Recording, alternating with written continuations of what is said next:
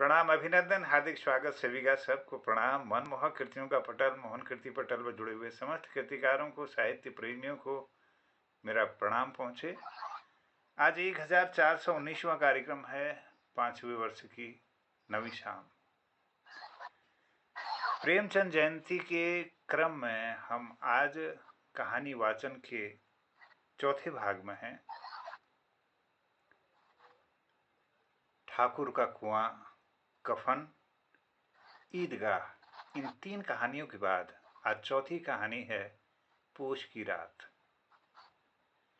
मुंशी प्रेमचंद की कहानी पूष की रात हिंदी साहित्य की एक ऐसी कृति है जो अपनी सादगी, यथार्थवाद और मानवीय संवेदनाओं के गहरे चित्रण के लिए जानी जाती है। यह कहानी भारतीय ग्रामीण जीवन की कठोर वास्तविकताओं को उजागर करती है और साथ ही मानव और पशु के बीच के अटूट रिश्तों को मार्मिक ढंग से प्रस्तुत करती है। प्रेमचंद ने इस कहानी में सामाजिक आर्थिक विषमता, किसान जीवन की त्रासदी और नैतिकता के प्रश्नों को बखूबी उठाया है। आज इस कहानी का वाचन मुंशियारी से जुड़े हुए डॉक्टर मनीषा पांडे जी करेंगी और कार्यक्रम के संचालन के लिए मैं निवेदन करना चाहूँगा आदरणीय दिनेश चंद भट्ट जी से। आइए सुनते हैं इस कहानी को डॉक्टर मनीषा पांडे जी की जुबानी। प्रणाम, स्वागत, अभिनंदन सभी का, सबको प्रणाम।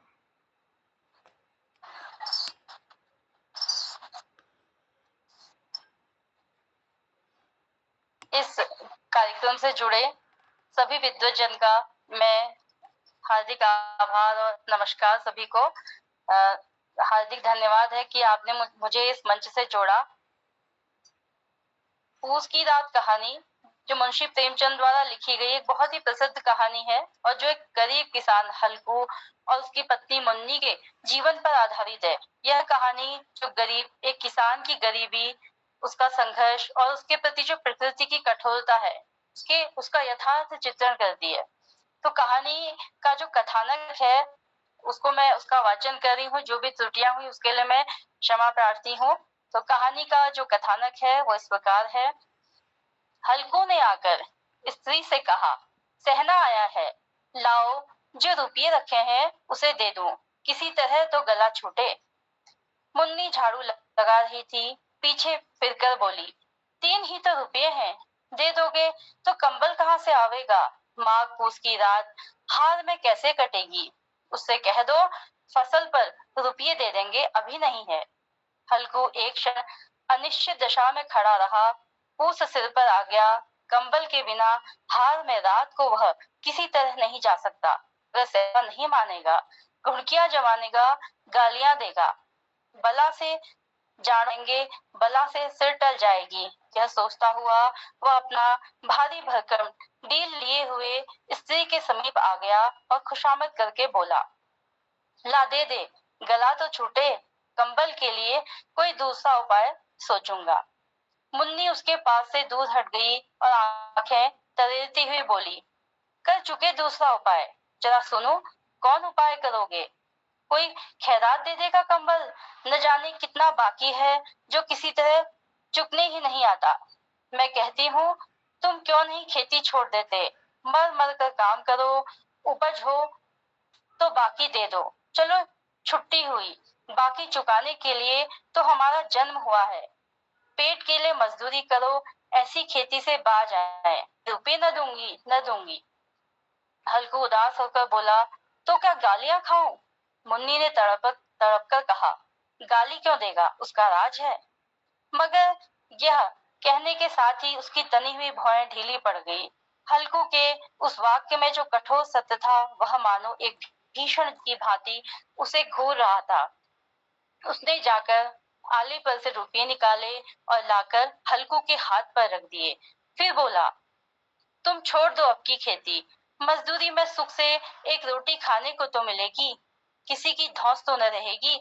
अच्छी खेती है, मजदूरी करके लाओ, वह उसे झोंक दो, उस पर धौंस सुनो। हल्कू ने रुपये लिए और इस तरह बाहर चला मानो अपना हृदय निकालकर देने जा रहा हो। उसने मजदूरी से एक एक पैसा काट कपट कर 3 रुपए कंबल के लिए जमा किए थे, वह आज निकले जा रहे थे। एक एक पग के साथ उसका मस्तक अपनी दीनता के भार से दबता जा रहा था। पूस की अंधेरी रात, आकाश पर तारे ठिठुरते हुए मालूम होते थे। हल्कू अपने खेत के किनारे ऊख के पत्तों की एक छतरी के नीचे बांस के खटोले पर अपनी पुरानी गाढ़ी की चादर ओढ़े कांप रहा था। खाट के नीचे उसका संगी कुत्ता जबरे में जबरा पेट में मुंह डाले सर्दी से कू कर रहा था। दो में से एक को भी नींद न आती थी। हल्कू ने घुटनियों को गर्दन से चिपकाते हुए कहा, क्यों जबरा, जाड़ा लगता है? कहता तो था घर में पुआल पर लेटा रहे। तो यहाँ क्या लेने आए थे? अब खाओ ठंड। मैं क्या करूं? जानते थे मैं यहाँ हलवा पूरी खाने आ रहा हूँ। दौड़े दौड़े आगे आगे चले आए। अब रो नानी के नाम को। जबरा ने पड़े पड़े दुम हिलाई और अपनी कूकू को दीर्घ बनाता हुआ एक बार जम्हाई लेकर चुप हो गया। उसकी स्वान बुद्धि ने शायद ताड़ लिया, स्वामी को मेरी कूकू से नींद नहीं आ रही। हल्कू ने हाथ निकालकर जबरा की ठंडी पीठ सहलाते हुए कहा, कल से मत आना मेरे साथ, नहीं तो ठंडे हो जाओगे। यह राण पछुआ न जाने कहां से बर्फ ही आ रही है। उठूं फिर एक चिलम भरूं, किसी तरह तो रात कटे। 8 चिलम तो पी चुका। यह खेती का मजा है। और एक एक भगवान ऐसे पड़े हैं जिनके पास जाड़ा जाए तो गर्मी से घबराकर भागे। मोटे मोटे गद्दे, लिहाफ, कंबल। मजाल है कि जाड़ा गुजर हो जाए। तकदीर की खूब है, मजदूरी हम करें, मजा दूसरे लूटें। हल्कू उठा और गड्ढे में से जरा सी आग निकालकर चिलम भरी। जबरा भी उठ बैठा। हल्कू ने चिलम पीते हुए कहा, पिएगा चिलम? जाड़ा तो क्या जाता है, जरा मन बहल जाता है। जबरा ने उसके मुंह की ओर प्रेम से छलकती हुई आंखों से देखा। हल्कू, आज और जाड़ा खा ले, कल से मैं यहाँ पुआल बिछूंगा, उसी में घुसकर बैठना, तब जाड़ा न लगेगा। जबरा ने अगले पंजे उसकी घुटनियों पर रख दिए और उसके मुंह के पास अपना मुंह ले गया। हल्कू को उसकी गर्म सांस लगी। चिलम पीकर हल्कू फिर लेटा और निश्चय करके लेटा कि चाहे कुछ हो, अब कि सो जा। पर एक ही क्षण में उसके हृदय में कंपन होने लगी। कभी इस करवट लेटता, कभी उस करवट। पर जाड़ा किसी पिशाच की भांति उसकी छाती को दबाए हुए था। जब किसी तरह न रहा गया तो उसने जबरा को धीरे से उठाया और उसके सिर को थपकाकर उसे अपनी गोद में सुला लिया।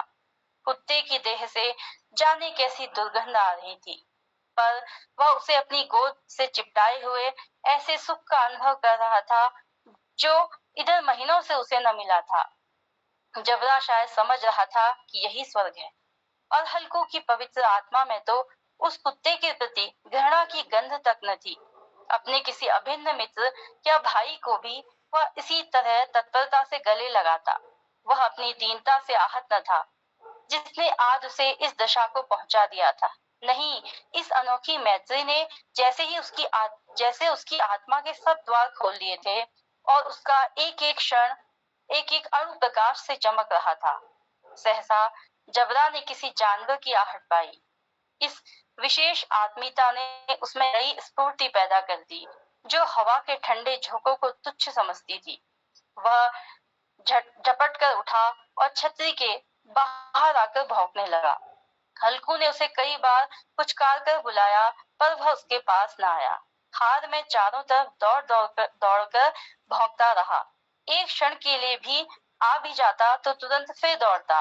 कर्तव्य उसके हृदय में अरमान की भांति उछल रहा था। 1 घंटा और गुजर गया। रात ने शीत को हवा से धतकाना शुरू किया। हल्कू उठ बैठा और दोनों घुटनों को छाती से मिलाकर सिर को उसमें छिपा लिया।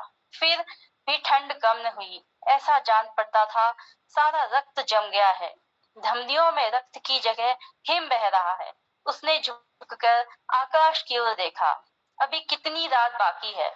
सप्तर्षि अभी आकाश में आधे भी नहीं चढ़े। ऊपर आ जाएंगे तब कहीं सवेरा होगा।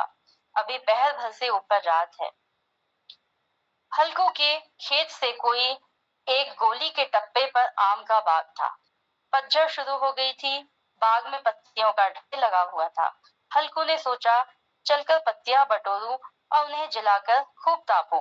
रात को कोई मुझे पत्तियां बटोरते देखे तो समझे कोई भूत है, कौन जाने कोई जानवर ही छिपा हो। मगर अब तो बैठा ही नहीं जाता। उसने पास के अरहर के खेत में जाकर कई पौधे उखाड़ लिए और उनका एक झाड़ू बनाकर हाथ में सुलगाता हुआ उपला लिए बगीचे की तरफ चल दिया। जबरा ने उसे देखा तो पास आया और दुम हिलाने लगा। हल्कू ने कहा, अब तो नहीं रहा जाता जबरू, चलो बगीचे में पत्तियां बटोर कर तापे, ठाड़े हो जाएं, तो फिर आकर सोएंगे। अभी तो रात बहुत है। जबरा ने कू कू करके सहमति प्रकट की और आगे आगे बगीचे की ओर चला। बगीचे में खूब अंधेरा छाया हुआ था और अंधकार में निर्दय पवन पत्तियों को कुचलता हुआ चला जाता था। वृक्षों से ओस की बूंदें टप टप नीचे टपक रही थी। एकाएक एक झोंका मेहंदी के फूलों की खुशबू लिए हुए आया। हल्कू ने कहा, कैसी अच्छी महक आई जबरू, तुम्हारी नाक में भी सुगंध आ रही है। जबरा को कहीं जमीन पर एक हड्डी मिल गई जिसे वह चिचोड़ रहा था। हल्कू ने आग जमीन पर रख दी और पत्तियां बटोरने लगा। जरा देर में पत्तियों का एक ढेर लग गया। हाथ ठिठुर जाते थे, नंगे पांव गले जाते थे और वह पत्तियों का पहाड़ खड़ा कर रहा था। इसी अलाव में वह ठंड को जलाकर भस्म कर देगा। थोड़ी देर में अलाव जल उठा। उसकी लौ ऊपर वाले वृक्ष की पत्तियों को छू छू कर भागने लगी। उस अस्थिर प्रकाश में बगीचे के विशाल वृक्ष ऐसे मालूम होते थे मानो उस अथाह अंधकार को अपने सिर पर संभाले हुए हों। अंधकार के उस अनंत सागर में यह प्रकाश एक नौका के समान हिलता मचलता हुआ जान पड़ता था। हल्कू अलाव के सामने बैठा आग ताप रहा था। एक क्षण में उसने दोहर उतार बगल में दबा ली और दोनों पांव फैला लिए मानो ठंड को ललकार रहा हो। तेरे जी में जो आए सो कर। ठंड की असीम शक्ति पर विजय पाकर वह गर्व को हृदय में छिपा न सकता था। उसने जबरा से कहा, क्यों जब्बर, अब ठंड नहीं लग रही है? जब्बर ने कू कू करके मानो कहा, अब क्या ठंड लगती रहेगी? सबसे पहले यह उपाय न सूझा। नहीं, इतनी ठंड क्यों खाते? जबरा ने पूंछ हिलाई। अच्छा आओ, इधर अलाव को कूद कर पार करें, देखें कौन निकल जाता है। अगर जल गए बच्चा तो मैं दवाई न करूंगा। जबरा ने उस अग्निराशि की ओर कातर नेत्रों से देखा। मुन्नी मुन्नी से कल न कह देना, नहीं तो लड़ाई करेगी। यह हुआ वह उछला और अलाव के ऊपर से साफ निकल गया। पैरों में जरा लपट लगी पर वह कोई बात न थी। जबरा आग के इर्द गिर्द घूमकर उसके पास आ खड़ा हुआ। हल्कू ने कहा, चलो चलो, इसकी सही नहीं, ऊपर से कूद आओ। वह फिर कूदा और अलाव के इस पार आ गया। पत्तियां जल चुकी थी। बगीचे में फिर अंधेरा छा गया। राख के नीचे कुछ कुछ आग बची थी जो हवा का झोंका आ जाने पर जरा जाग उठती थी, पर एक क्षण में फिर आग बंद कर लेती थी। हल्कू ने फिर चादर ओढ़ ली और गर्म राख के पास बैठा हुआ एक गीत गुनगुनाने लगा। उसके बदन में गर्मी आ गई थी, पर ज्यों ज्यों शीत बढ़ती जाती थी उसे आलस्य दबाए लेता था। जबरा जोर से भौंक कर खेत की ओर भागा। हल्कू को ऐसा मालूम हुआ कि जानवरों का एक झुंड उसके खेत में आया है। शायद नीलगाय का झुंड था। उनके कूदने दौड़ने की आवाजें साफ कान में आ रही थी। फिर ऐसा मालूम हुआ कि वह खेत में चल रही हैं। उनके चबाने की आवाज चल चल सुनाई देने लगी। उसने दिल में कहा, नहीं, जबरा के होते कोई जानवर खेत में नहीं आ सकता। नोच ही डाले, मुझे भ्रम हो रहा है। कहाँ? अब तो कुछ नहीं सुनाई देता। मुझे भी कैसा धोखा हुआ। उसने जोर से आवाज लगाई, जबरा जबरा। जबरा भौंकता रहा, उसके पास न आया। फिर खेत फिर खेत के चले जाने की आहट मिली। अब वह अपने को धोखा न दे सका। उसने अपनी जगह से हिलना उसे अपनी जगह से हिलना जहर लग रहा था। कैसे दंदाया हुआ बैठा था। इस जाड़े पाले में खेत में जाना, जानवरों के पीछे दौड़ना असूझ जान पड़ता था। वह अपनी जगह से नहीं हिला। उसने जोर से आवाज लगाई, लियो लियो लियो। जबरा भौंका। जानवर खेत चर रहे थे, फसल तैयार थी, कैसी अच्छी खेती थी, पर ये दुष्ट जानवर उसका सर्वनाश किए डालते हैं। हल्कू पक्का इरादा करके उठा और 2-3 कदम चला, पर एकाएक हवा का ऐसा ठंडा चुभने वाला बिच्छू के डंक का सा झोंका लगा कि वह फिर बुझते हुए अलाव के पास आ बैठा और राख को रेत कर अपनी ठंडी देह को गरमाने लगा। जबरा अपना गला फाड़े डालता था, नील गायें खेत का सफाया किए डालती थी और हल्कू गर्भ राख के पास शांत बैठा हुआ था। अकर्मण्यता ने रस्सियों की भांति उसे चारों तरफ से जकड़ रखा था। उसी राख के पास गर्म जमीन पर वह चादर ओढ़कर सो। सवेरे जब उसकी नींद खुली तब चारों तरफ धूप फैल गई थी और मुन्नी कह रही थी, क्या आज सोते ही रहोगे? तुम यहाँ आकर रम गए और उधर सारा खेत चौपट हो गया। हल्कू ने उठकर कहा, क्या तू खेत से होकर आ रही है? मुन्नी बोली, हाँ, सारे खेत का सत्यानाश हो गया। भला ऐसे भी कोई सोता है? तुम्हारे मड़ैया डालने से क्या हुआ? हल्कू ने बहाना किया, मैं मरते मरते बचा। तुझे अपनी खेत की पड़ी है? पेट में ऐसा दर्द हुआ कि मैं ही जानता हूँ। दोनों फिर खेत के किनारे पर आए और देखा सारा खेत रौदा पड़ा हुआ है और जबरा जबरा मड़ैया के नीचे चित्त लेटा है, मानो प्राण ही न हो। दोनों खेत की दशा देख रहे थे। मुन्नी पर उदासी छाई थी, पर हल्कू प्रसन्न था। मुन्नी ने चिंतित होकर कहा, अब मजदूरी करके माल गुजारी भरनी पड़ेगी। हल्कू ने प्रसन्न मुख से कहा, रात की ठंड में यहाँ सोना तो नहीं पड़ेगा। धन्यवाद। वाह, बहुत सुंदर वाचन। बहुत बहुत धन्यवाद आपको मनीषा जी। यह कहानी बहुत पहले हम सभी ने पाठ्यक्रम में भी पढ़ी है, उसकी रात, और बड़ी चर्चित कहानी है प्रेमचंद जी की। निश्चित रूप से ये एक जो छोटा सा किसान है और खेत की रखवाली के लिए रात को पहरा कर रहा है, लेकिन उस ठंड में, हाड़ कपाती ठंड में, वह तमाम उधेड़ बुन में बैठा रहा और वो अपना काम न कर पाया।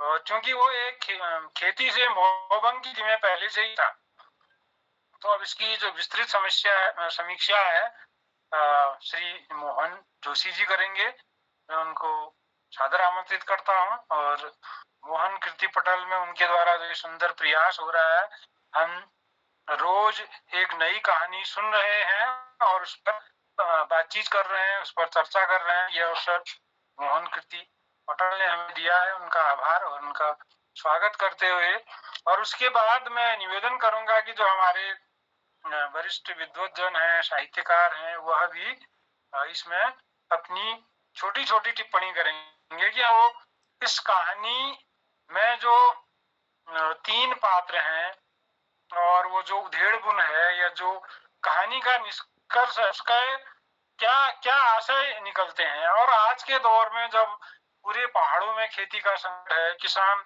खेती करना छोड़ रहे हैं, और यह मनस्थिति आज पहाड़ी किसान के सामने भी है। वैसे ही हमारे पास खेती का रकबा बहुत कम है, खैर इसमें आगे चर्चा करेंगे। तो ये इसको रिलेट करते हुए ये हम सभी से निवेदन करूंगा कि वो अपनी टिप्पणी करेंगे, और उससे पहले विस्तृत समीक्षा के लिए मोहन जोशी जी, स्वागत है सर। आदरणीय दिनेश भट्ट जी, बहुत आभार, धन्यवाद आपको। और मैं विशेष आभार और धन्यवाद करता हूँ डॉक्टर मनीषा पांडे जी का। इतना सुंदर वाचन उन्होंने किया कि हमारे सामने वो समूचा चित्र उपस्थित हो जाता है इस कहानी का।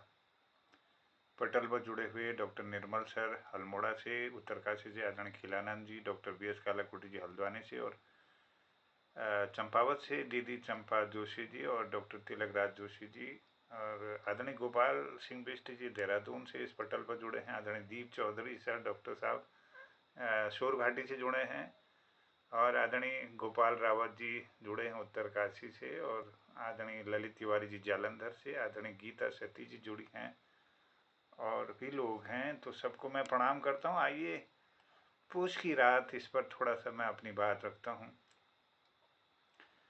प्रेमचंद की यथार्थवादी लिखने का यह उत्कृष्ट उदाहरण है। यह कहानी न केवल एक गरीब किसान की त्रासदी को दर्शाती है, बल्कि मानवता, संवेदना और सामाजिक अन्याय के प्रश्नों को भी उठाती है। प्रेमचंद ने अपने सहज भाषा और गहरे चरित्र चित्रण के माध्यम से एक ऐसी कहानी रची है जो पाठक के मन में एक प्रश्न पैदा करती है, मन को झकझोर देती है। यह कहानी हिंदी साहित्य की अमूल्य धरोहर, जो हर पाठक को ग्रामीण भारत की सच्चाई से रूबरू कराती है। पूछ की रात आज भी उतनी ही प्रासंगिक है जितने अपने समय में रही होगी। अब भारतीय किसानों की आर्थिक तंगी, सामाजिक अन्याय, प्रकृति के साथ उनकी जंग आज भी जारी है। यह कहानी हमें समाज की असमानताओं पर विचार करने और किसानों की स्थिति पर ध्यान देने के लिए प्रेरित करती है। पूछ की रात, इस कहानी में जब एक गरीब किसान हल्कू, उसकी पत्नी मुन्नी, जिनके इर्द गिर्द यह कहानी घूमती है, जहाँ हल्कू अपनी फसल को जंगली जानवरों से बचाने के लिए ठंडी पूछ की रात में खेत में रखवाली करता है, और उसका वफादार कुत्ता जबरा भी इस कठिन परिस्थिति में उसका साथ देता है। कहानी हल्कू की आर्थिक तंगी, उसकी मजबूरी और ठंडी रात में उसकी शारीरिक मानसिक पीड़ा को दर्शाती है। अंत में जब फसल नष्ट हो जाती है तो हल्कू की निराशा और उसकी पत्नी मुन्नी का क्रोध सामाजिक अन्याय और गरीबी की त्रासदी को और गहरा करते हैं।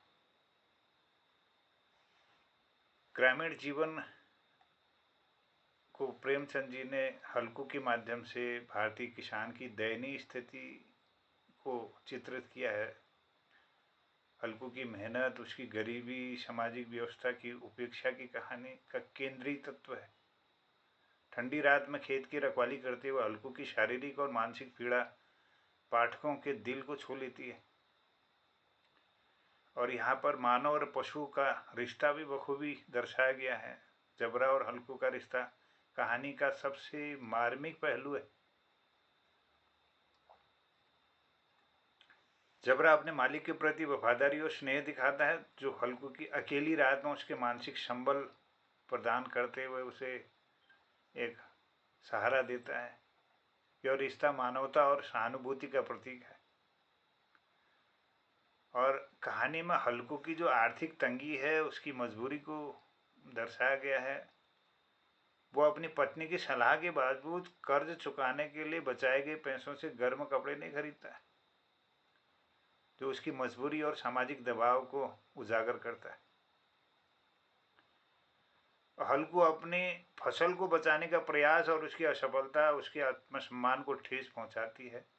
और मुन्नी का क्रोध और हल्कू का दुख इस बात को दर्शाते हैं कि गरीबी केवल आर्थिक नहीं बल्कि मानसिक और भावनात्मक भी होती है। और जहाँ तक शैली का प्रश्न है, शैली और भाषा का, तो प्रेमचंद की भाषा बहुत सरल है, सहज है, ग्रामीण जीवन से जुड़ी हुई है। पूछ की रात में उन्होंने ग्रामीण परिवेश को जीवंत करने के लिए स्थानीय बोली और मुहावरों का प्रयोग किया है। ठंडी रात का वर्णन इतना सजीव है कि पाठक हल्कू के ठिठुरन को महसूस कर सकता है। संवादों में ग्रामीण जीवन की सहजता है और यथार्थ का समावेश है, जो कहानी को और प्रभावशाली बनाता है। अगर हम पात्रों की बात करें तो मुंशी प्रेमचंद की कहानी पूछ की रात पात्र जो हैं ग्रामीण जीवन की यथार्थता और मानवीय संवेदनाओं को जीवंत करते हैं। कहानी के जो प्रमुख पात्र हैं, हल्कू, मुन्नी और जबरा, 3 मुख्य पात्र हैं जिनका चरित्र चित्रण कहानी को गहराई और मार्मिकता प्रदान करता है। हल्कू कहानी का केंद्रीय पात्र है, जो गरीब, मेहनती और संवेदनशील किसान है। वो भारतीय ग्रामीण जीवन, ग्रामीण समाज और उसके वर्ग का प्रतीक है, जो आर्थिक तंगी, सामाजिक दबाव और प्रकृति के मार को जूझता है। हल्कू की मेहनत और फसल को बचाने की जिद उसकी जिम्मेदारी और आत्मसम्मान को दर्शाती है, लेकिन उसकी मजबूरी और अंत में फसल नष्ट होने की निराशा उसकी असहायता को उजागर करती है। उसका जबरा के प्रति जो स्नेह है और ठंडी रात में उससे बातचीत उसकी मानवीयता और संवेदनशीलता को दर्शाती है। हल्कू का चरित्र यथार्थवादी और मार्मिक है, जो पाठक के मन को सहानुभूति जगाता है। एक मेहनती, गरीब और संवेदनशील किसान जो अपनी मजबूरी और सामाजिक दबावों के बीच फंसा है, उसका चरित्र भारतीय किसान की त्रासदी का प्रतीक है। और जहाँ मुन्नी पात्र हैं हल्कू की पत्नी, वह व्यवहारिक है, समझदार है, परिवार की चिंता करने वाली स्त्री है। वह हल्कू की आर्थिक तंगी को समझती है और कर्ज चुकाने के लिए बचाए गए पैसों से गर्म कपड़े खरीदने की सलाह हल्कू को देती है, जो उसकी दूरदर्शिता को दर्शाता है। और फसल नष्ट होने पर उसके क्रोध, हल्कू को ताने देना, उसकी निराशा और परिवार की बदहाली के प्रति चिंता को व्यक्त करती है। मुन्नी का चरित्र ग्रामीण स्त्री की वास्तविकता को उजागर करता है, जो सीमित साधनों में भी परिवार को संभालने की कोशिश करती है। उसका सीमित लेकिन प्रभावी चित्रण कहानी में संतुलन लाता है। और हल्कू की पत्नी जो व्यवहारिक और समझदार है, उसका क्रोध और चिंता परिवार की आर्थिक स्थिति को दर्शाता है। और एक जो तीसरा पात्र है इस कहानी में, जबरा, जबरा हल्कू का वफादार कुत्ता, वो कहानी का सबसे मार्मिक और प्रतीकात्मक पात्र है। वह न केवल हल्कू का साथी है बल्कि उसकी भावनात्मक सहारा भी है उसके लिए वो। और ठंडी रात में जबरा का हल्कू के पास लेटना, उसकी हरकतें, उसका स्नेह मानव पशु के प्रति जो उसका एक अटूट रिश्ता है उसको दर्शाता है। और जबरा की वफादारी और मासूमियत कहानी में मानवीयता का पुट जोड़ती है, जो हल्कू की अकेली और कठिन रात को थोड़ा सुकून देती है। और जबरा का चरित्र प्रेमचंद की संवेदनशील लेखनी का प्रतीक है, जो पाठक के दिल को गहरे तक छूता है। हल्कू का कुत्ता जबरा, जो कहानी का सबसे मार्मिक पात्र है, उसकी वफादारी और स्नेह की कहानी में मानवीयता का पुट जोड़ देता है। तो प्रेमचंद ने इन तीनों पात्रों के माध्यम से ग्रामीण जीवन की सच्चाई, मानवीय रिश्तों की गहराई और सामाजिक विषमता, इन तीनों को बड़े प्रभावी ढंग से चित्रित किया है। और हल्कू और मुन्नी सामाजिक आर्थिक त्रासदी के प्रतीक हैं, जबकि जबरा जो है वो सहानुभूति और निष्ठा का, इस पात्रों का, सभी पात्रों का यथार्थवादी और संवेदनशील चित्रण पूरे इस कहानी को, पूस की रात को, हिंदी साहित्य की एक अमर कृति बनाता है। अब वर्तमान परिप्रेक्ष्य में पूस की रात की प्रासंगिकता अगर देखी जाए तो मुंशी प्रेमचंद जी की यह कहानी भले ही 20वीं सदी के प्रारंभिक भारत के ग्रामीण परिवेश में लिखी गई है, लेकिन इसकी थीम और संदेश आज के समय में भी उतने ही प्रासंगिक हैं। यह कहानी सामाजिक आर्थिक विषमता, किसानों की दयनीय स्थिति और मानव पशु संबंध, प्रकृति के साथ संघर्ष जैसे मुद्दों को उठाती है, जो वर्तमान भारत और वैश्विक संदर्भ में भी गूंजते हैं। किसानों की आर्थिक तंगी और सामाजिक अन्याय की बात अगर करें तो हल्कू की जो आर्थिक तंगी है और कर्ज के बोझ तले दबा जीवन है, आज भी भारत के लाखों किसानों की वास्तविकता यही है। 2025 में भारतीय किसानों को कर्ज, कम उपज, बाजार की अनिश्चितता, जलवायु परिवर्तन और यहाँ खेती से मोहभंग, जंगली जानवरों का आतंक और नई पीढ़ी का इस तरह से मुंह मोड़ना और सरकार की नीतियाँ जो इसमें उसकी सब्सिडी को लेकर के, प्रोत्साहन को लेकर के, कृषि के विभिन्न उद्यमों को की स्थापना, उसके विपणन, उसके विकास को लेकर के कई प्रश्न खड़े करती है। और सरकारी नीतियों और मध्यस्थों के शोषण के कारण किसानों की जो स्थिति में बहुत सुधार नहीं हुआ है। हल्कू की तरह आज भी कई किसान अपनी मेहनत के बावजूद गरीबी और असहायता के चक्र में फंसे हैं। यह कहानी हमें किसानों की समस्याओं पर ध्यान देने और नीतिगत सुधारों की आवश्यकताओं को रेखांकित करती है। प्रकृति और पर्यावरणीय चुनौतियों के संदर्भ में कहानी में हल्कू का जो जंगली जानवरों ने से फसल बचाने का संघर्ष है, आज के संदर्भ में भी जलवायु परिवर्तन, अनियमित मानसून, बाढ़, सूखा, प्राकृतिक आपदाएं और बंदरों का, जंगली सुंगरों का, जंगली जानवरों का मानवीय जो मानव जीवन पर जो आक्रमण है, भय है,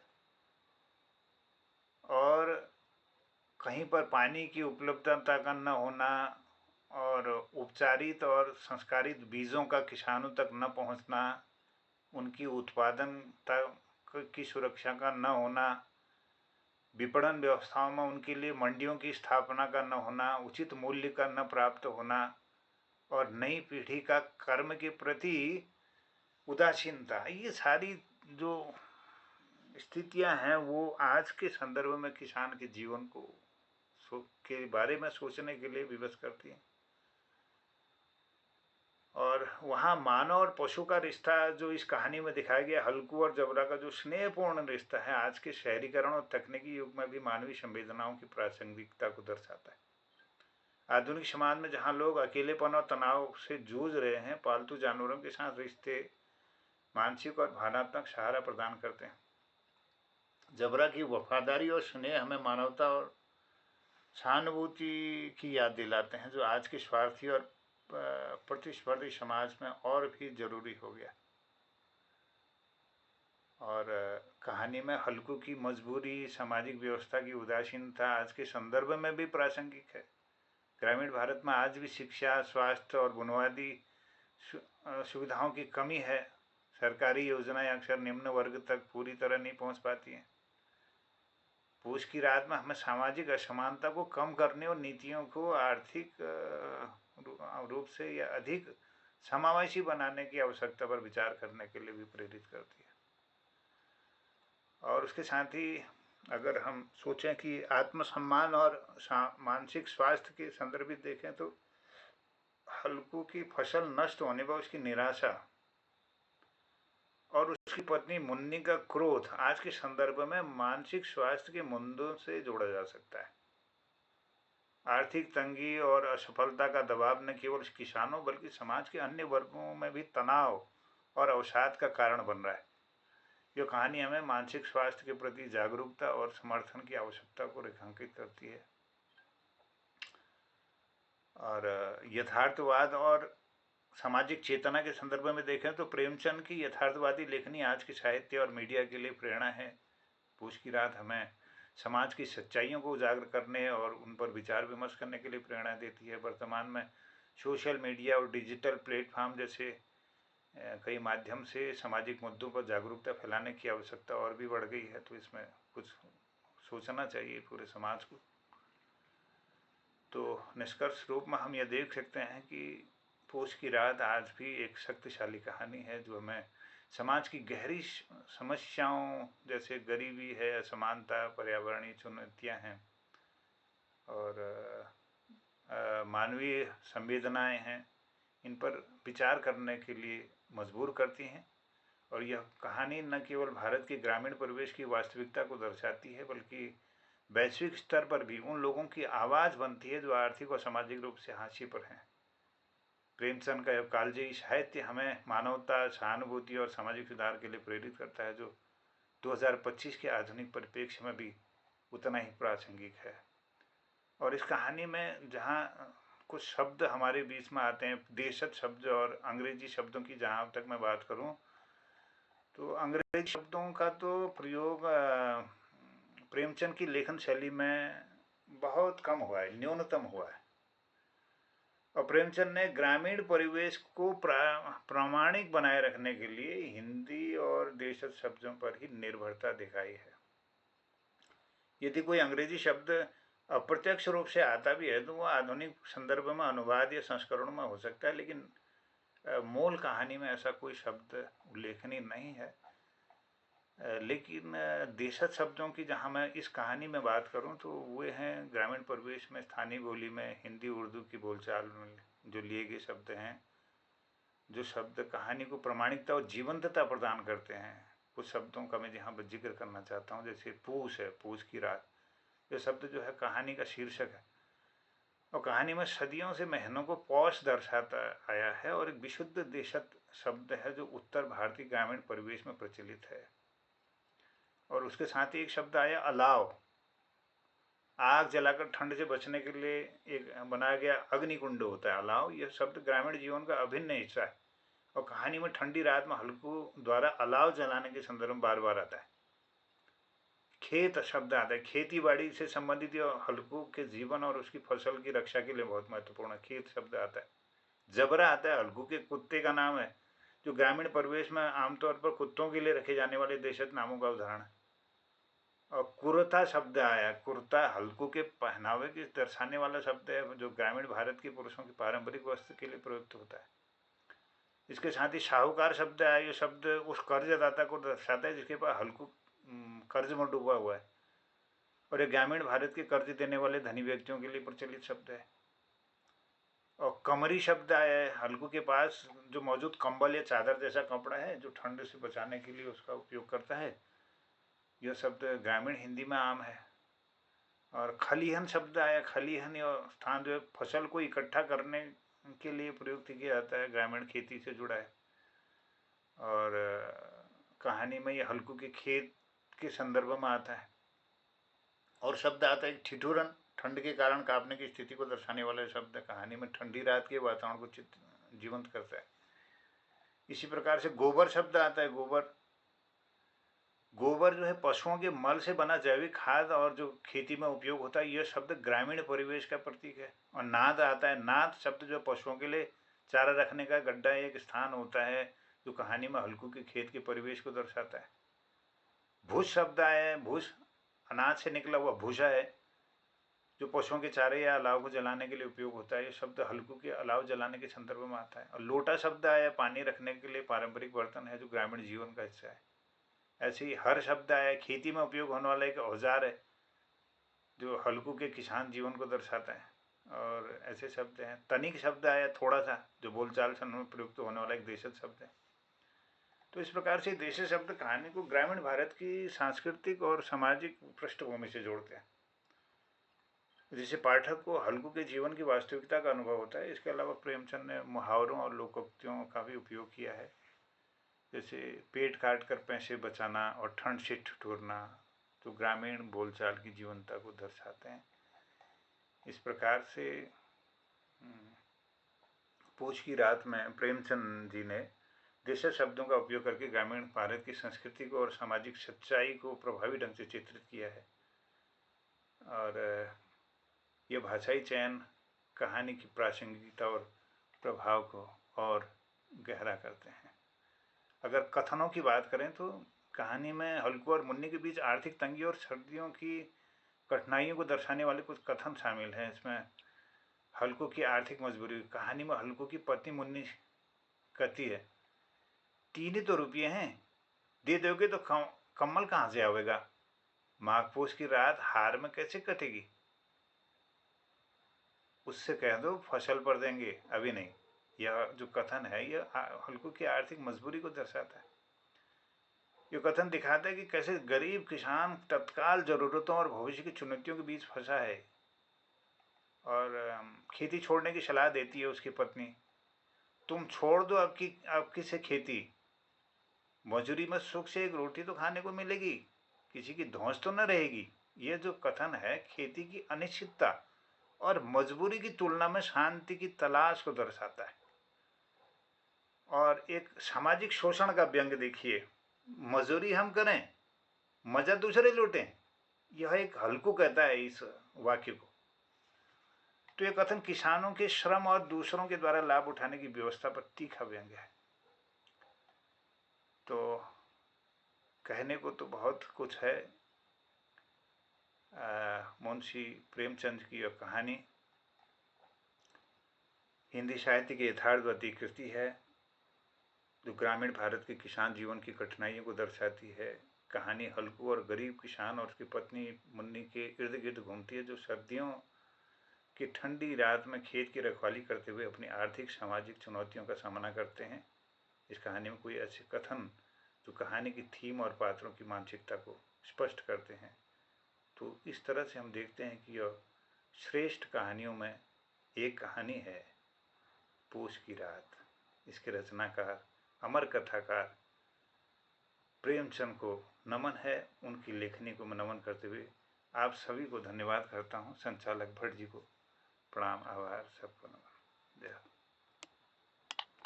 धन्यवाद सर, बहुत सुंदर विस्तृत समीक्षा आपने करी और जो तमाम प्रयुक्त शब्दों का भी आपने पूरा खुलासा किया, और जो 3 ही पात्र हैं और एक की कहानी है बड़ी मानसिक उथल-पुथल की, तो उसको पूरा आपने विस्तार से समीक्षा के द्वारा स्पष्ट किया है। धन्यवाद, आभार आपका। तो और जो साहित्यकार विद्वतजन पटल में जुड़े हैं, मैं उनसे भी निवेदन करूंगा कि अपनी अपनी टिप्पणी वो जरूर इस कहानी पे देंगे। और निश्चित रूप से जो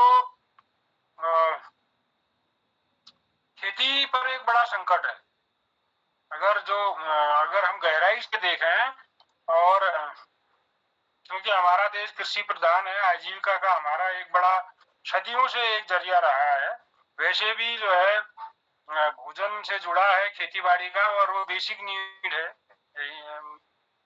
इसमें इसको हम जो दूसरे पहलू हैं, इस पर लगभग 90 साल 100 साल पुरानी कथा है, वही परिवेश है। तब हम गुलाम थे, अंग्रेजों के नागरिक अधिकार नहीं थे, और किसान एक दबाव समूह नहीं था, मीडिया भी इस तरह से, अखबार नहीं थे। और उस दौर में जब किसानों की, मजदूरों की आवाज नहीं सुनी जा रही थी, तो प्रेमचंद ने साहित्य को जरिया बनाया आवाज, उनकी आवाज को मुखर करने के लिए। तो ये अद्भुत है। उनको नमन करते हुए मैं सबसे पहले वरिष्ठ साहित्यकार डॉक्टर तिलकराज जोशी जी हैं, उनसे निवेदन करूंगा कि इस कहानी को आज के संदर्भों में हमारी जो खेती बाड़ी है, कहा जाता है उत्तराखंड में खेती लायक पहाड़ रकबा है, कुछ लोग कहते हैं 7% है खेती लायक जमीन, कुछ लोग कहते हैं 9% है, बहुत कम है। मतलब 10% से कम खेती योग्य जमीन है, और वो लगातार घट रहा है। जो हमारी उपजाऊ घाटियां थी, वहां पर खेतों में मकान उग गए हैं, सड़कें बन गई हैं, तमाम चीजें हो गई हैं, और एक मोहबम हो गया है। खेती छोड़ दी है लोगों ने। जो भी हमारा थोड़ा बहुत उत्पादन था 20-30 साल पहले, वह भी खत्म हो रहा है। तो अब ये एक जो संकट है, इसका क्या निदान है, क्या हो सकता है? मैं डॉक्टर कालाकोटी सर से भी, क्योंकि वो पर्यावरण और कृषि से भी जुड़े हैं, उनसे भी निवेदन करूंगा इसके बाद कि आखिर सवाल है कि हम वर्तमान के जो समस्याएं हैं, हम किसान नहीं है, मैं भी किसान नहीं हूँ आज के समय में, लेकिन हम जुड़े हुए हैं खेती बाड़ी से कहीं न कहीं। जो हमारा परंपरागत व्यवसाय है वो खेती किसानी है, और वो एक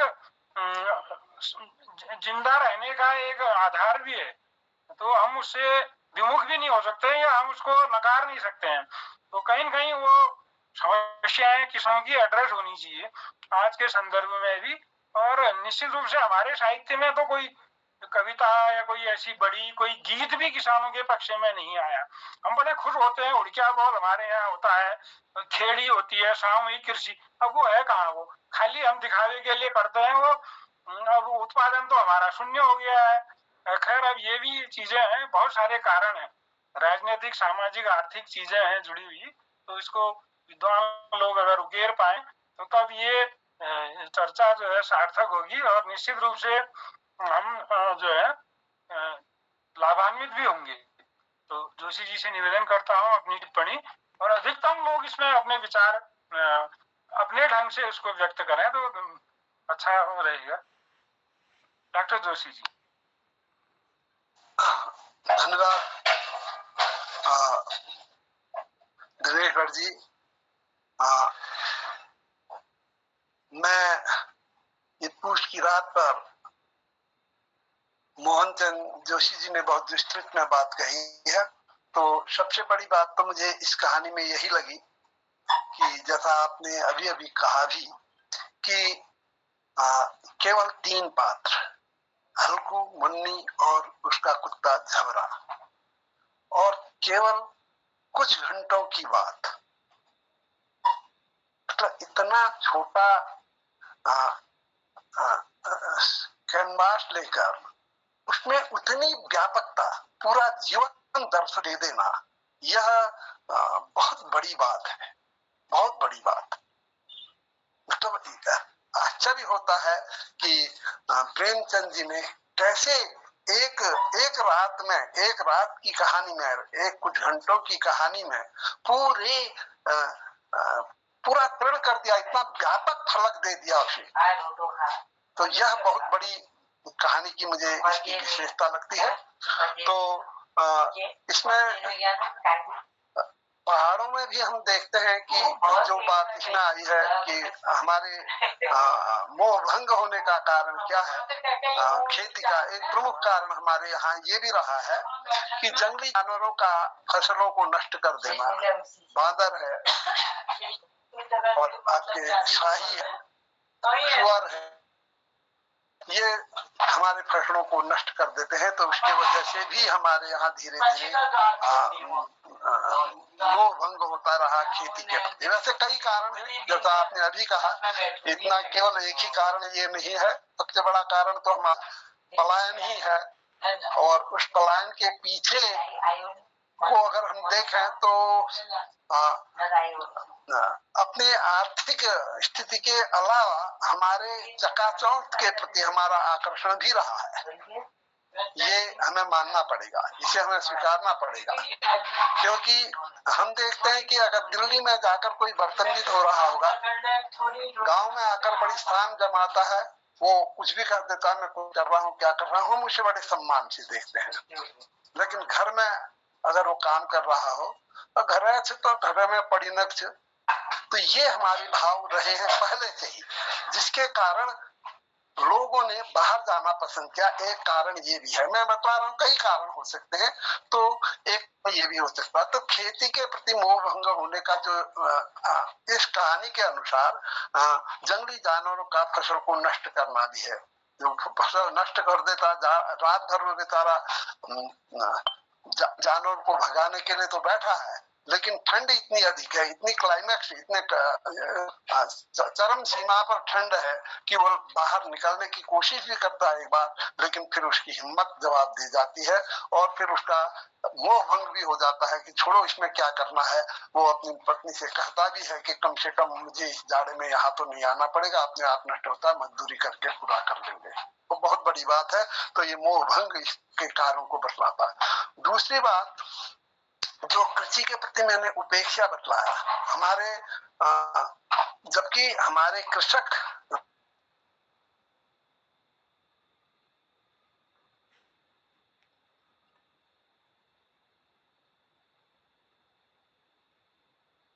कई लोग जो था, बहुत के उनके बूढ़े और बहुत से किंवदंतियां थी, उत्तम खेती, मध्यम बान, निश्चित चाकरी, भीख निदान, इस तरह की बातें कहकर भी उन्होंने प्रोत्साहित किया था। लेकिन वह प्रोत्साहन केवल प्रोत्साहन तक ही रहा, व्यवहारिक रूप से वह हम लोग उसे अपने जीवन में नहीं ला पाए। चाहे हम कितना ही कहते रहे कि खेती उत्तम है, दूसरा बान है, जो नौकरी के लिए, जिसके लिए हम आजकल तरस रहे हैं, उसे तो उन्होंने तीसरा बतलाया, निषिद्ध बतलाया। पहला उत्तम खेती, दूसरा व्यापार, और निषिद्ध, सिद्ध माने ही कैसा शब्द ही उन्होंने निषिद्ध का प्रयोग किया है, निषिद्ध खेती, भीख निदान, अंत में भीख वो बतलाया। तो ये उसके बावजूद भी हम उस चीज को भी यहाँ पर इस कहानी के द्वारा कोशिश की गई है कि खेती अच्छी होते हुए भी, लेकिन मजबूरी के कारण वह कैसे उसे छोड़ रहा है। वहाँ महाजन का दबाव है, गरीबी का दबाव है, जानवरों का दबाव है, इन सब कारणों से वो छोड़ता है। और इस कहानी में जैसा जोशी जी ने इसमें काफी अच्छी तरह बता दिया कि मनुष्य और पशु का कितना संबंध होता है, कुत्ते से कैसी बातें होती हैं। ऐसा लगता है जैसे कुत्ता मनुष्य की तरह से व्यवहार कर रहा हो, वो कूं कूं करके उसका उत्तर भी देता है और उसके साथ जाता भी है, और उसका एक आश्रय ही नहीं है, वह भावनाओं की अभिव्यक्ति का भी है।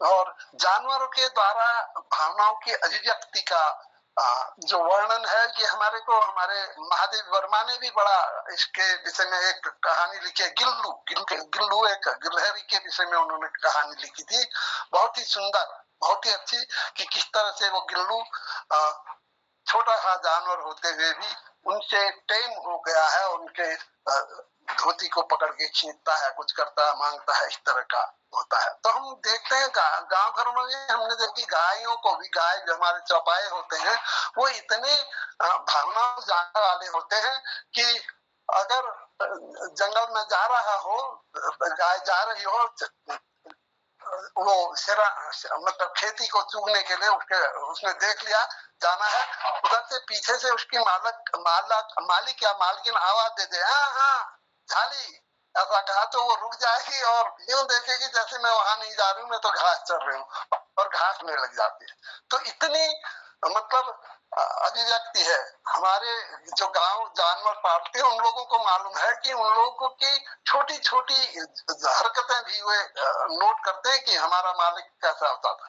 मेरा एक कुत्ता था, वो चप्पल उठा के काट देता था। तो एक दिन मैंने कहा मेरा चप्पल कहना था कि वो भाग गया, जबकि मैंने वैसे ही कहा मेरा चप्पल कहाँ है करके, तो उसने सोचा मेरी सहमत आ गई। और बाद में मेरे ढूंढता रहा, मैं नहीं मिला, तो बाद में मेरे को पकड़ के ले गया, खींच रहा मेरे पैंट को, मेरी समझ में नहीं क्या आ रहा, तो मैं ले गया था वो, तो वो नीचे नाली में गिर गया था जहां से वो निकाल नहीं सकता था। तो उसने मेरे को वहां जा बतलाया, तो वहां निकाल पड़ा, तो फिर वहां से मैंने निकाला बड़ी मुश्किल से लकड़ी डाल के। तो मतलब इस तरह की जानवरों की जो संवेदनशीलता है उसको प्रेमचंद जी ने बड़े ढंग से व्यक्त किया है, और ऐसा लगता है वो सारा दृश्य उस कुत्ते से की बातें भी समझ में आ जाती हैं। तो इस कहानी से हमें सबसे बड़ी बात तो ये पड़ती है कि हम प्रकृति के प्रति संवेदनशील रहें, जानवरों के प्रति संवेदनशील रहें, मनुष्य के प्रति संवेदनशील रहें। यह इस कहानी का हमें सार लगता है। और सबसे बड़ी बात है कि जो ये गरीबों के प्रति जो अत्याचार होता रहा, जो उनके शोषण होता रहा, वह कहीं कहीं न हो, उनके द्वारा उनका जीवन नष्ट न हो, इसके लिए भी हमें प्रेरणा मिलती है।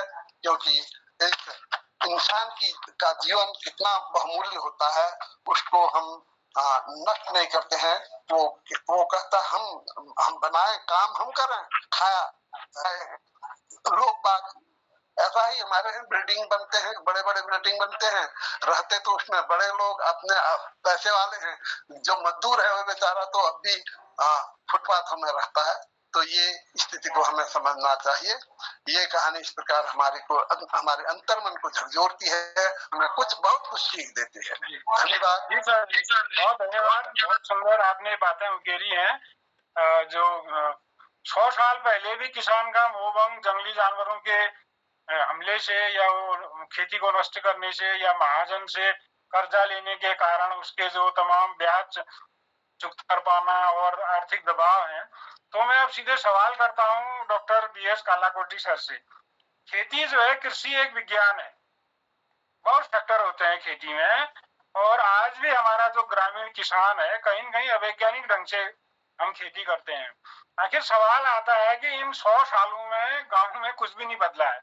100 साल पहले भी छोटा किसान मजदूर बनने को लालायित था, वो खेती से मोहभंग हो रहा था। वो मोहभंग आज बहुत बुरी तरह से है। हमारे पूरे उत्तराखंड के सैकड़ों, हजारों, मतलब लाखों लोगों ने पलायन कर लिया है, सैकड़ों गांव जनशून्य हो चुके हैं। तो आखिर साहित्यकार तो एक समस्या को उकेरता है।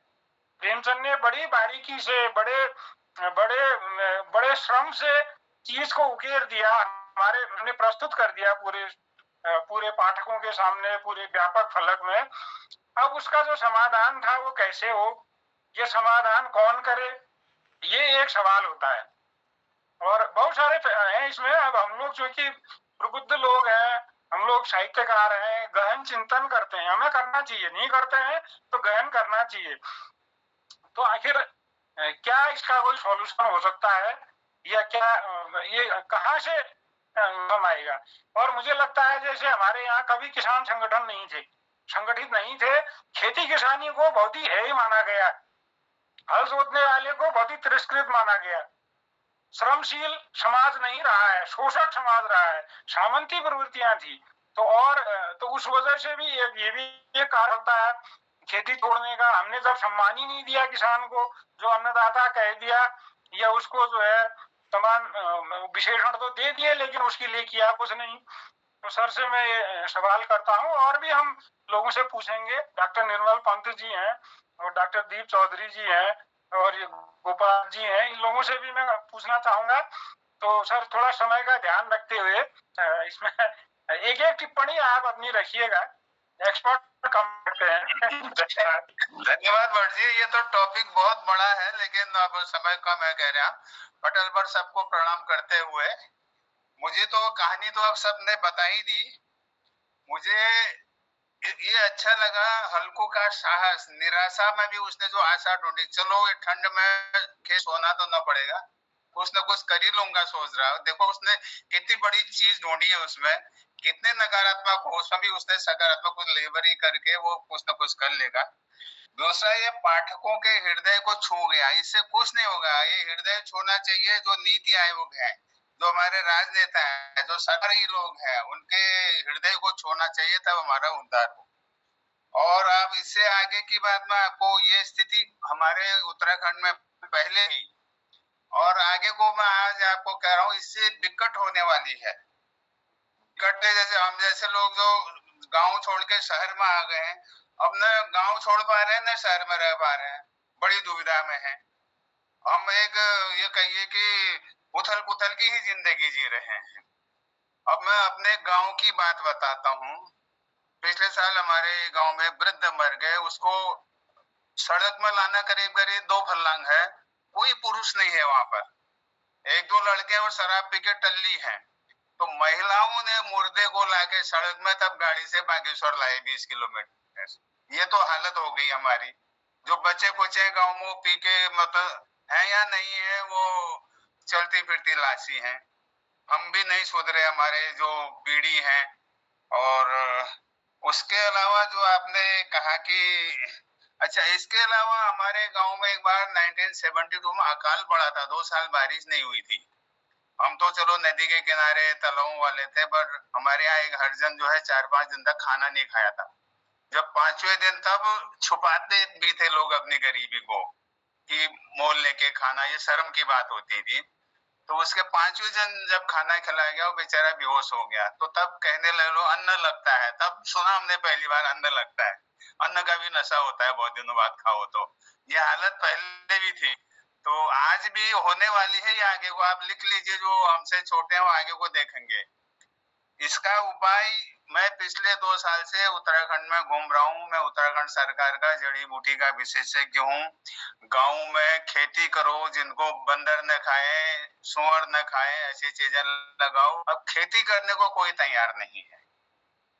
इसके लिए हमें कोऑपरेटिव बनाने पड़ेंगे। जो तालाबों के खेत है वहाँ खुशबूदार पौधे, हमारे हिंदुस्तान से परफ्यूम की चीजें फ्रांस से जाती है, फ्रांस से बना के परफ्यूम हम खरीदते हैं 500 रुपए की, 1000 रुपए की, 5000 की, वो छोटी सी। ये कई चीजें यहाँ पर हैं।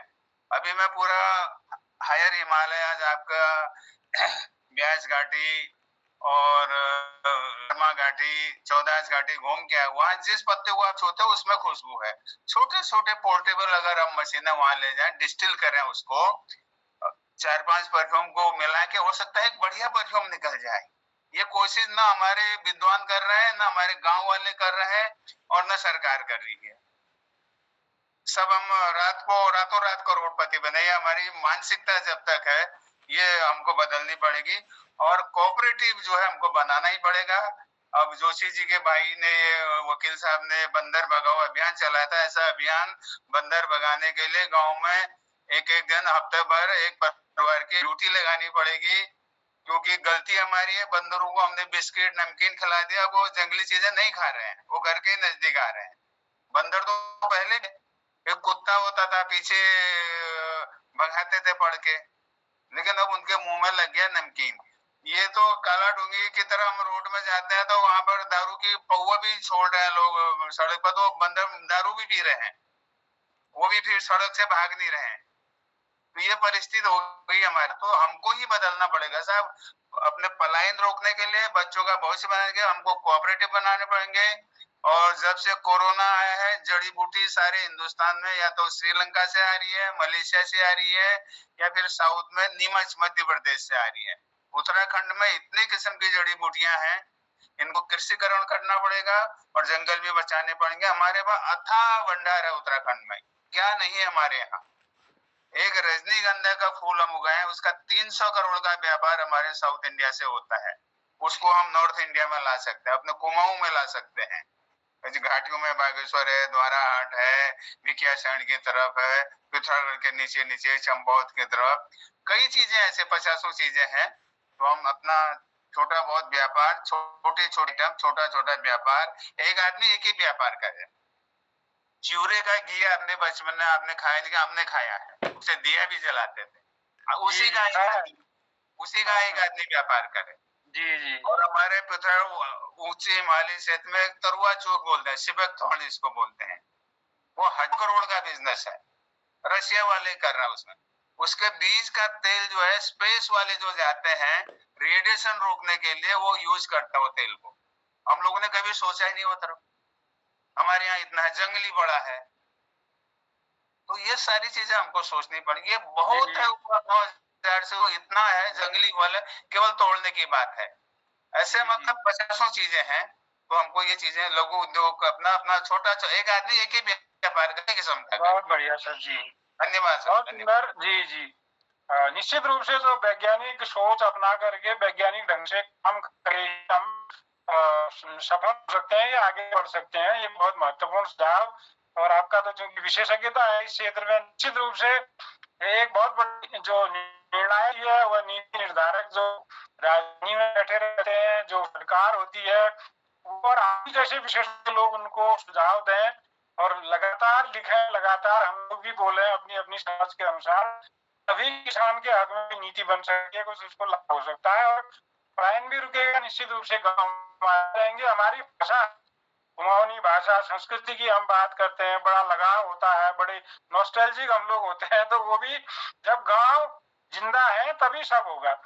बहुत धन्यवाद आपका। डॉक्टर निर्मल पंत जी हैं, शिक्षाविद हैं, और ये कहानी के माध्यम से, क्योंकि हम रिलेट भी कर रहे हैं, आखिर हम खाली कहानी वाचन करें और जो प्रेमचंद जी की जय जय करें, उनका जागर लगा दें, तो कुछ हासिल नहीं होना है, मुझे जो लगता है।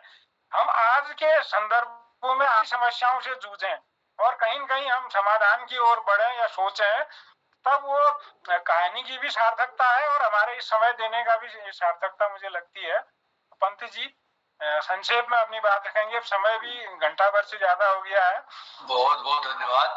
और क्या कहते हैं, मोहनदा की अशेष टिप्पणी के बाद तो बाकी कुछ वैसे नहीं बच जाता, लेकिन मैं इसका ज्यादा समय नहीं लेते हुए, क्योंकि कहा गया है ना, नातिक्रम्यते भूयशा वाचा वाचा तिशयते इंधन धगधग अपनी स्थि वशा नाते भूषण। बहुत लंबी चौड़ी बातों से सार्वत्रिक बात का अतिक्रमण नहीं हो सकता, इसलिए बहुत संक्षेप में मैं कह रहा हूँ। एक भाव साम्य उसका केवल मैं प्रस्तुत कर रहा हूँ कि क्योंकि वो चीज सब आ गई है, सारी चीज, उसमें कोई चीज शेष नहीं रहे मुंडा की समीक्षा के बाद। तो उसमें हम लोग इंटरमीडिएट में पाठ पढ़ाते थे, वही आंखें, सुमित्रानंदन पंत द्वारा रचित, बिल्कुल वही भाव साम्य। और उसमें क्या है, अंधकार की गुहा सरीखी उन आंखों से डरता है मन, भरा दूर तक उनमें अरुण दैन्य दुख का नीरव रोदन। वो किसान की व्यथा और वो सोच अपने अनंत में गढ़ी हुई आंखों में वो सोच रहा है कि उसके साथ क्या बीता, तो उसके साथ कैसा साहूकार ने क्या बर्ताव किया, कैसा उसका वो जीवन था, क्या हुआ। तो सामंती व्यवस्था पूरी जो ये कथा जो है सामंती व्यवस्था की वो है, जो कि पूर्व काल में एक वो बहुत बड़ी वो रही और बहुत बड़ा रोग रहा हमारे देश में। फिर वो कह रहा है, बिका दिया घर द्वार महार्जन ने न ब्याज की कौड़ी छोड़ी, रह रहे आंखों में चुपती पुरकु ही बदरों की जोड़ी। घर बार बिक गया, बछड़े अछड़े ये बिक गए उसके, और पत्नी उसकी जो थी, किसान की पत्नी मर गई और उसकी पत्नी के अभाव उसमें क्या हुआ, बिना दर्पण के घरनी स्वर्ग चली आंखें आती भर, पत्नी भी मर गई। देख देख रेख के बिना दूध मुही, बिटिया 2 दिन बाद गई मर। छोटी बच्ची थी वो भी मर गई।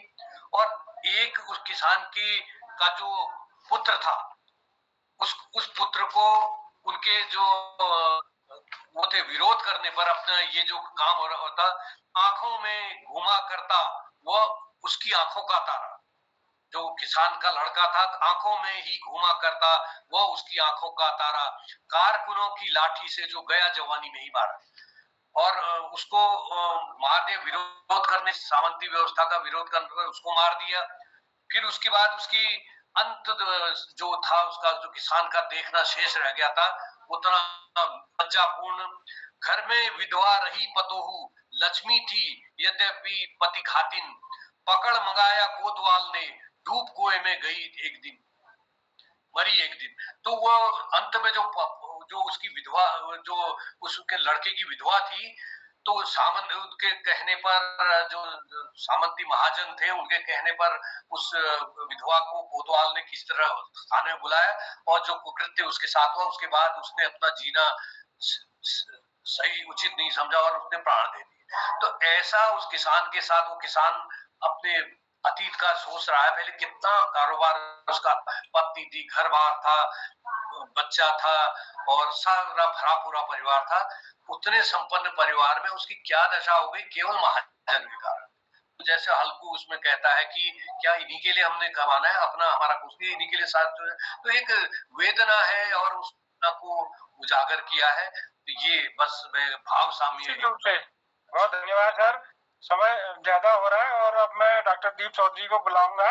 आज भी हमारे सामने संकट है। पंजाब में जो है कॉर्पोरेट खेती आ रही है, बड़ी बड़ी कंपनियां जमीन अधिग्रहित करने की ओर बढ़ रही हैं, सरकार पर भी दबाव है और किसान जो है वो उचित मूल्य मांग रहा है।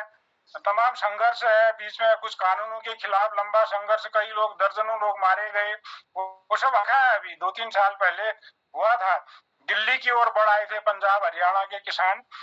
और चूंकि हम लोग किसान नहीं है, हम तो दिव्य आत्माएं हैं, देवभूमि में रहते हैं और यहाँ स्थितियां बड़ी विचित्र है। तो ये भी हकीकत है, हमें बोलना पड़ेगा इसके लिए।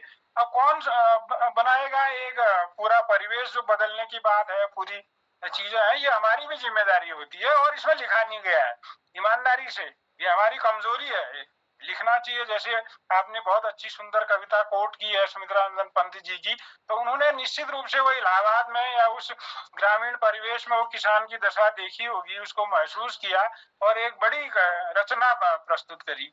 और ऐसी प्रेमचंद जी ने पूरी एक कहानी, वो कुछ घंटों की, एक रात की कहानी और अद्भुत गढ़ी है और हम नहीं गढ़ पा रहे हैं ऐसा, हम लिख भी नहीं पा रहे हैं और ना हमारे यहाँ कोई मूवमेंट है, ना संगठन है, तो एक बड़ा घटाटोप है। तो डॉक्टर दीप चौधरी जी इसको कैसे देखते हैं और इस पर अपनी आप टिप्पणी करेंगे? स्वागत है सर।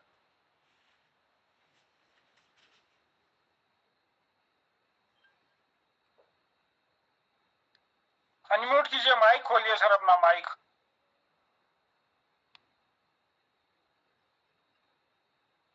माइक खोलिए, माइक खोलिए अपना माइक।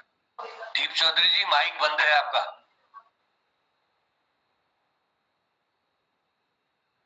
आप खुला खुला सर। आया, आवाज आई? आवाज आई सर? आ रही है। आज ये मोहन कृति पटल में सभी साहित्यकारों को सुना। कथा सम्राट मुंशी प्रेमचंद के बारे में जितना जानकारी मनीषा मैडम ने और हमारे मोहन चंद जोशी जी ने दी, वो एक सद योग्य है। ये स्थितियां आज भी हैं।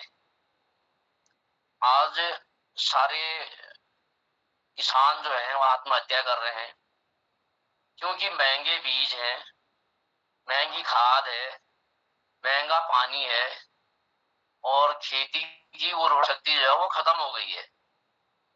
मुंशी प्रेमचंद जी ने तो एक आत्मिक संबंधों पर कहानी लिखी, उसकी एक राज लिखा कि किस तरह से एक जो है किसान रात भर अपनी खेती की रखवाली करता है, कुत्ता उसका सहायक है, पत्नी भी उसको उलाहना दे रही है। हम अगर इतिहास की ओर को जाएं तो कुत्ता हमारा सबसे पुराना मित्र है। आदि मानव ने सबसे पहले कुत्ते को ही अपना साथी बनाया था।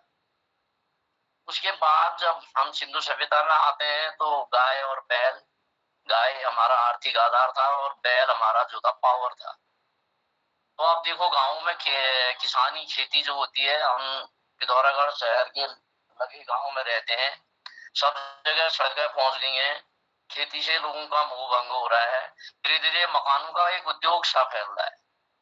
अब कितने मकान बनेंगे, कितने उसमें किराएदार रहेंगे, ये कहा नहीं जा सकता। आज मैं एक समाचार पढ़ रहा था कि अब पहाड़ों में भी जो है गुरुग्राम और दिल्ली के जो नौकरी पेशा लोग हैं वो पहाड़ों में आकर के हाईफाई इंटरनेट और वाईफाई से जुड़ेंगे और यहाँ काम करेंगे। ये कौन सी सरकार की पॉलिसी है? पहाड़ों को भी इस तरह से बिल्कुल खत्म किया जा रहा है, जो अपने आप में एक बहुत अच्छी बात नहीं है। और प्लेन्स के लोगों को, यहाँ पर पहाड़ के लोगों को तो कानून बना करके डराया जा रहा है, लेकिन प्लेन्स के जो धन्ना सेठ लोग हैं उनको कहाँ बसाया जा रहा है। वो कमी किसकी है? हमारी है। हम जो लोग धीरे धीरे पलायनवादी हो रहे हैं, हम यहाँ से गांव से शहर में, शहर से हल्द्वानी या देहरादून, या फिर जो वहां से जा रहे हैं तो मेट्रो सिटीज में जा रहे हैं, और पहाड़ में वो सिर्फ वहां से ज्ञान लगा रहे हैं कि पहाड़ में ऐसा होना चाहिए, ऐसा होना चाहिए। लेकिन कैसा होना चाहिए धरातल में आकर के तो देखें। आज भी मैं कभी कभी अखबारों में उनमें पढ़ता हूँ, आज ही मैं पढ़ रहा था कि एक किसान को सेब का उचित मूल्य नहीं मिला तो उसने सेब को फेंक दिया। टमाटर, चोरगैड में टमाटर बहुत होता है, मंडी में आते हैं तो 58 किलो, 58, 50 पैसा, 1 रुपया किलो। नतीजा ये होता है कि वो अपने आत्मसम्मान को ठेस पहुंचती है उसको। वो कहता है कि इतना महंगा बीज है, इतना महंगा पानी है, इतना महंगा खाद है, तो उसको वो फेंक देता है। प्रेमचंद ने 100 साल पहले जो कहानी लिखी थी, आज भी वही स्थिति है। चाहे भले ही हम मतलब जो है विज्ञान की चीजों को इसमें ले रहे। नीति नियंत्रक करता जो नीति आयोग है, मैं एक कहीं किसी सेमिनार गोष्ठी में गया था तो उसमें यही बात कही थी कि पर्यावरण या खेती के क्या है आधार? फंड, गोष्ठी और सेमिनार। मतलब हमारा जो सेंट्रलाइजेशन है इन्हीं बातों तक सीमित है। अभी हमारे वैज्ञानिक कोटलिया जी ने कहा कि भाई पहाड़ों में सामूहिक खेती होनी चाहिए, सामूहिक सब चीज होनी चाहिए। मैं कुछ साल पहले एक कुंवर दामोदर राठौर थे, उनके यहाँ से एक पेड़ तेज पत्ते का लाया, वो अच्छा तेज पत्ता हो गया और कोविड पीरियड में बहुत लोगों के काम है। तो मैंने वो जो सहकारी समितियां हैं उनसे कहा, मैंने कहा तुम वैसे ही ले जाओ यार, मुझको नहीं चाहिए, लेकिन कोई नहीं ले गया उसको। नतीजा क्या हुआ? मेरे को काटना पड़ा। कारण क्या था कि वो घर में छाया कर रहा था। तो जो स्थितियां हैं वो बड़ी विकट है। पहाड़ों में भी हमने बहुत से किसानों को कहते हैं कि ये तो शहर है, दूर दराज के गाँव में चीजें कहाँ जा रही हैं? शहरीकरण जहाँ नहीं है वहाँ बड़ा कठिन है कहना, भाव नहीं मिलता है।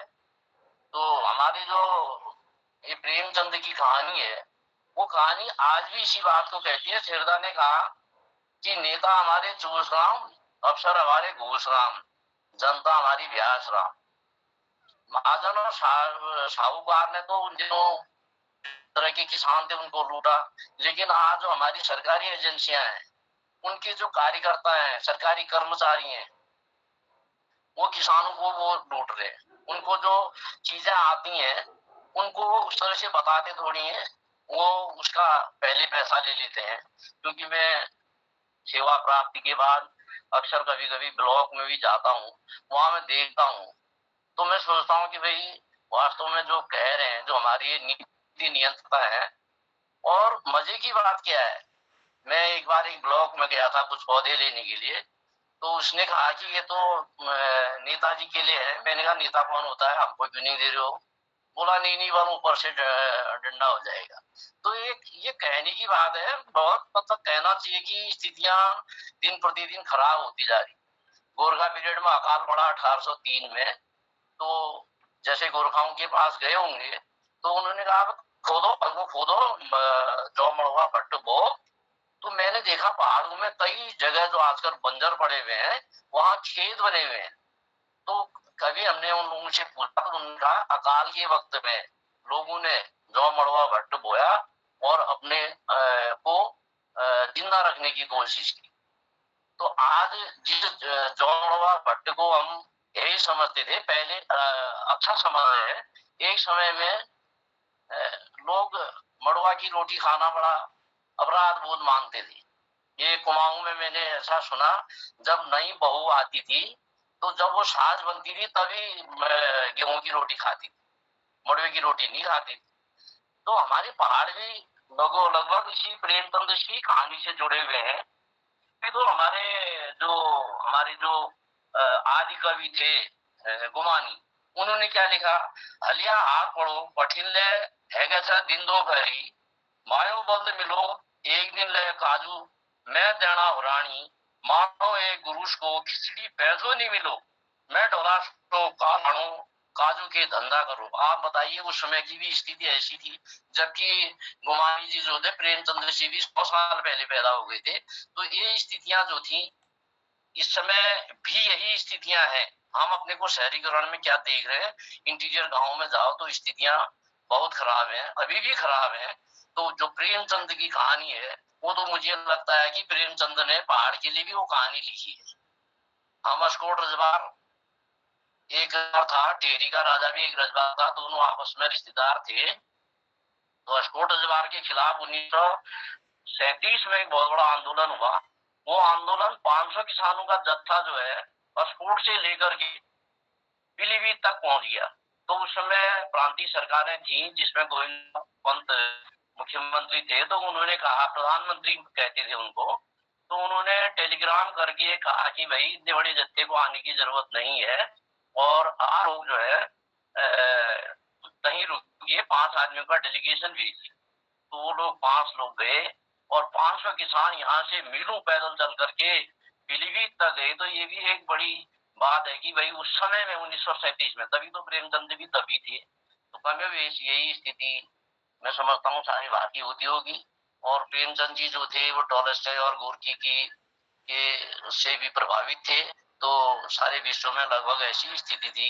तो ऐसे महान कथाकार मुंशी प्रेमचंद को तो हम नमन करते हैं। उनके बारे में, उनकी कहानी की विशेषताओं के बारे में हमारे पूर्व जितने मूर्धन्य विद्वान लोग हैं उन्होंने बहुत कुछ बातें बता दी हैं। तो मैं इस बात को कहता हूँ कि हम आज भी उसी सदी में जी रहे हैं जिस सदी में पहले थे। सिर्फ नेताओं की जेब भरी हुई है। आज ग्राम प्रधान भी बड़ी से बड़ी लग्जरी गाड़ियों में घूम रहा है और विधायक की तो बात ही क्या है, वो तो हम अपने सामने ही देख रहे हैं कि उत्तराखंड जब से उत्तर प्रदेश से बना, अलग बना, तो ये उत्तराखंड क्या बना, लूट खंड हो गया। ऐसी पूछ की रातें यहाँ रोज आ रही हैं। लोग किसान आपके कहना चाहिए कि बंदरों से परेशान है, शोरों से परेशान है और अन्य लोगों से भी परेशान है। तो ये पूछ की रात की कहानी बड़ी मुझे जो आज भी प्रभावी है और आज भी यही चीजें यहाँ धन्यवाद सर, होंगी। धन्यवाद। बहुत सुंदर आपने बातें रखी और उत्तराखंड के परिप्रेक्ष्य में भी पूरी बेबाकी से अपनी बात कही। अब समय लगभग 1.5 घंटा होने को है। मैं मोहनदास से निवेदन करता हूँ, मोहन जोशी जी से, और उनका बहुत आभार और धन्यवाद कि मोहन कीर्ति पटेल ने हमें इतना अच्छा अवसर दिया, हम अपने उद्गार व्यक्त कर पा रहे हैं और इतनी बढ़िया साहित्यिक चर्चा हो रही है। पटेल में मौजूद मनीषियों को सादर प्रणाम करते हुए बहुत बहुत आभार और धन्यवाद देते हुए मैं मोहनदा को आमंत्रित करता हूं कि आप सभी का आभार और धन्यवाद देंगे। धन्यवाद आदरणीय मोहन जोशी जी, बहुत बहुत धन्यवाद। आदरणीय संचालक जी दिनेश भट्ट जी का बहुत आभार। डॉक्टर दीप चौधरी जी का बहुत आभार, धन्यवाद। बहुत आशीर्वाद उनका मिलते रहता है।